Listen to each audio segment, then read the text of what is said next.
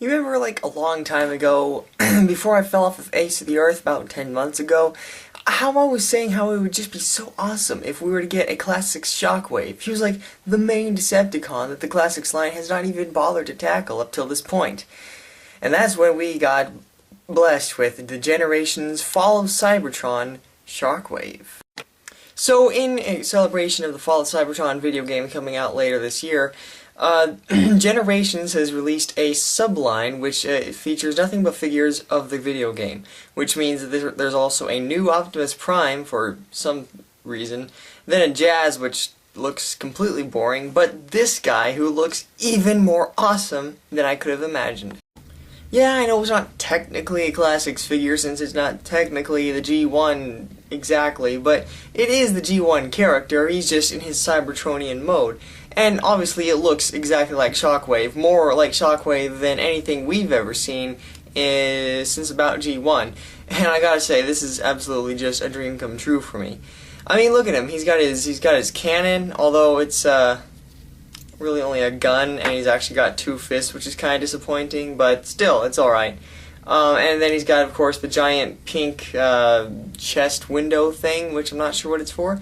And then he's got these very thin, spindly legs, which seems to be a reoccurring theme with Shockwave. This, crow sort of, scarecrow sort of scary, tall person thing, which I think fits him very well.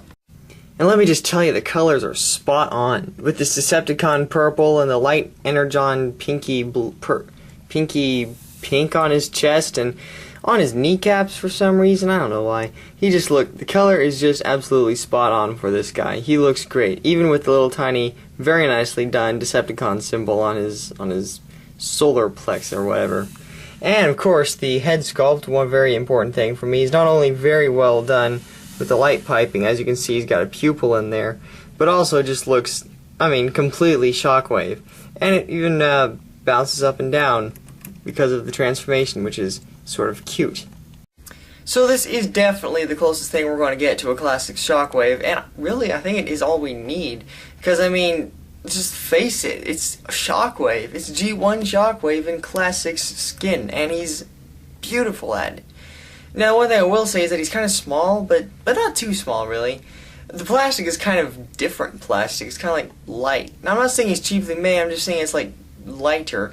And it makes me think that Hasbro was probably just planning this line as like a side sort of thing for a backup or something. Because also the cardboard on the packaging is very cheaply done. And so, like I said, the figure's not cheap or anything. It's just light and everything. So I don't know. But the fact that they released him at all is absolutely spectacular to me. And what really makes me happy inside is I now have 3 of my all-time favorite characters in perfect sync with each other. This is just a happy day. Now, the alt mode, as you can imagine, is probably not going to be a laser gun, since guns are evil and but he does transform into something, and that something is, well, let me show you. So here's Shockwave's alt mode, which is some sort of space fighter jet thing, I'm sure is what they're calling it. Personally, to me, it looks kind of like the Nemesis, if the Nemesis had a giant 1993 flashlight on top. But it looks pretty cool, and pretty threatening and everything, and it doesn't look exactly like a robot just flattened out and everything like some of them tend to. Actually, surprisingly to me, for a lot of Cybertronian modes, which can look terrible sometimes, this one looks actually pretty nice and tidy. You even have his arms back there, which form these kind of thruster booster sort of looking things. And it looks pretty cool and everything. His cannon fits in there very nicely. It doesn't look too bad at all. Now, it's not as awesome as, say, the G1 laser gun sort of look, but it is pretty cool, and it's fine, and it really doesn't get in the way too much. If you can find out any way at all to get this guy, you definitely should. Now, obviously, he's going to probably be the most sought after of the Fall of Cybertron series, at least so far, of the ones released so far. So I definitely think you should pick him up if you find him at all. And tomorrow I start school, so reviews will be coming a little bit slower. But don't worry, I will not forget to come back again, and I will not drop off the face of the earth ever again, hopefully. Or I certainly hope I won't. But anyway, don't worry about that, it probably won't happen. It won't. But anyway, this was Shockwave, and this was me, and until next time, guys, I'll see you later.